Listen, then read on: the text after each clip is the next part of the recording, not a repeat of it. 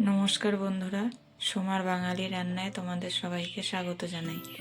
আজ আমি বানাবো শীতের সবজি দিয়ে খিচুড়ি।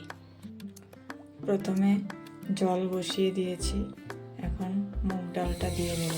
ডালটা আমি আগে থেকে ভেজে রেখেছিলাম। দিয়ে দিলাম 1 চামচ নুন। ডালটা কিছুটা সেদ্ধ হয়ে গেছে, এখন নামিয়ে নেব। কড়াতে তেল দিয়ে দিয়েছি, এখন দিয়ে দিচ্ছি দারচিনি, শুকনো লঙ্কা, দিয়ে দিচ্ছি তেজপাতা, গোটা জিরে, দিয়ে দিচ্ছি টমেটো,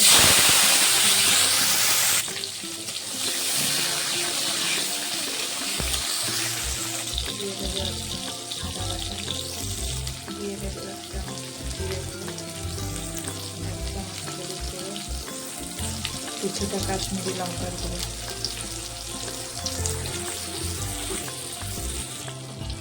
মশলাটা ভালো করে নাড়াচাড়া করে দিয়ে দেবো ভোগ ডাল,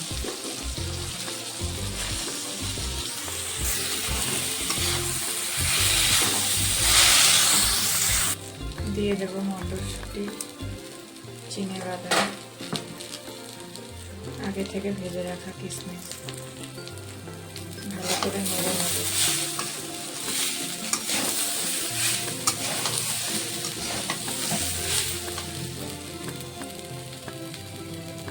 দিয়ে দেবো কাঁচা লঙ্কা, এখন এটাকে নামিয়ে নেব।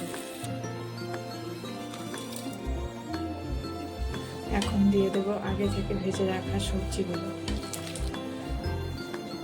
দিয়ে দেবো স্বাদ অনুযায়ী চিনি, মাঝে মাঝে নেড়ে দিতে হবে, নাহলে নিচে লেগে যাওয়ার সম্ভাবনা থাকে।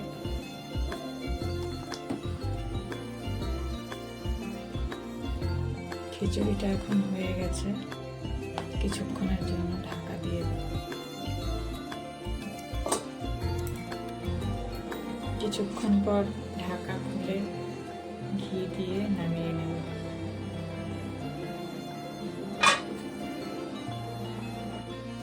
রেডি হয়ে গেল শীতের সবজি দিয়ে খিচুড়ি।